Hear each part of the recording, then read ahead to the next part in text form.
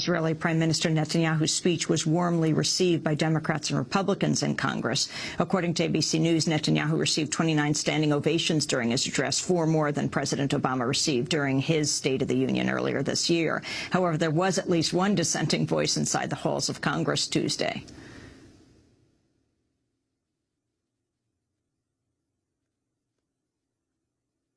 Yet, as we share their hopes,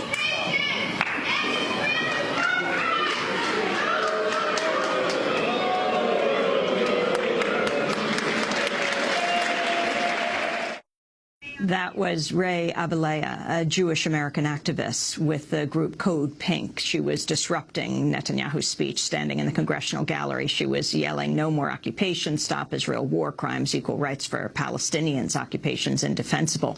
As she was screaming, members in the audience tackled her to the ground. Undercover security forces dragged her outside. She was taken to George Washington University Hospital, where she's treated for neck and shoulder injuries. At the hospital, police arrested Abeleya and charged her with disorderly conduct for disrupting Congress. Her protests came as part of a week-long series of actions organized by Code Pink called Move Over AIPAC. Ray Abeleya is joining us in Washington, D.C. Explain your protest yesterday, Ray. Thanks, Amy, for having me on. Yesterday, I stood up and unfurled a banner and spoke the truth about what's going on in Israel. The war crimes and occupation, oppression, and inequality that Palestinians are suffering from must end. And it was absolutely despicable to see our Congress pandering to Netanyahu as if he was the president of the United States.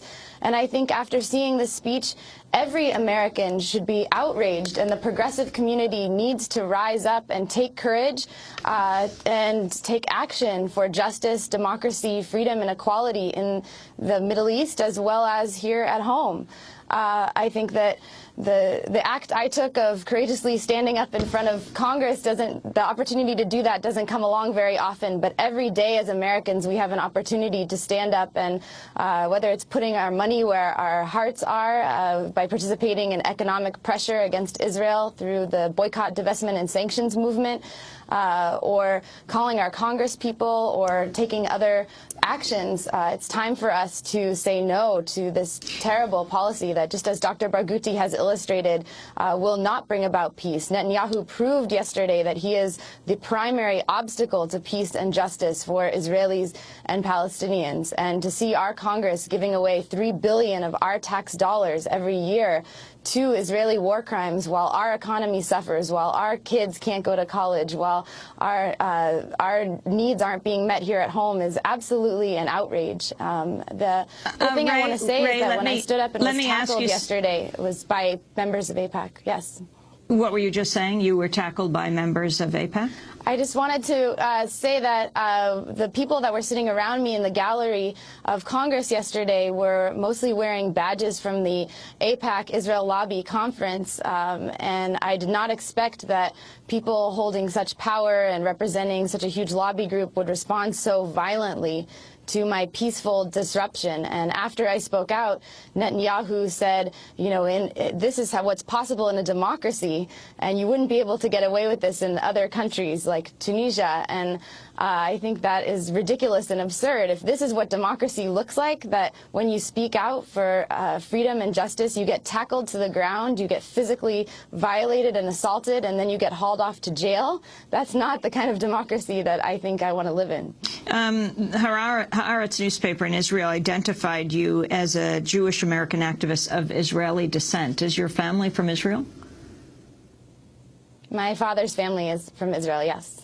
And what does it mean for you to speak out? Often in this country, the Jewish community is portrayed as monolithic when it comes to dealing with Israel policy and supporting the Israeli government. Your thoughts on that, and what does it mean for you to speak out with your family from Israel? I've been to Israel, the West Bank, and Gaza several times, and after witnessing the destruction, the Jewish-only roads, the wall, the bombing of Gaza, and the inequality there, I feel like when I returned to the United States, I had no option but to speak out for justice. And I feel this tremendous responsibility as a Jewish American to speak out for justice and against these war crimes that are being committed in my name as a Jew, as a U.S. taxpayer. But it's not easy, for sure. There's a culture of silence and fear in the Jewish community around speaking out about this. And it's certainly I get some blowback from family and friends, but I think it's so important to follow my principles, my integrity, and my heart. And I urge other, especially young Jews, to do the same. I think that us, as the next generation, we see things differently than the kind of brainwashing, or we call it blue washing, that that we've been fed sometimes by our congregations or by Israel. We have to see through the veil of religious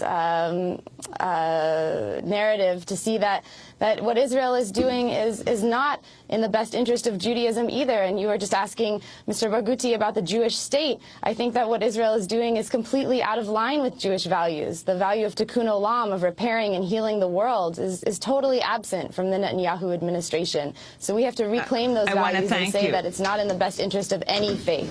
I want to thank you for being with us, Ray Abelaya, peace activist with the group Code Pink, who was tackled yesterday as she shouted out during Prime Minister Netanyahu's address to a joint session of Congress. This is Democracy Now!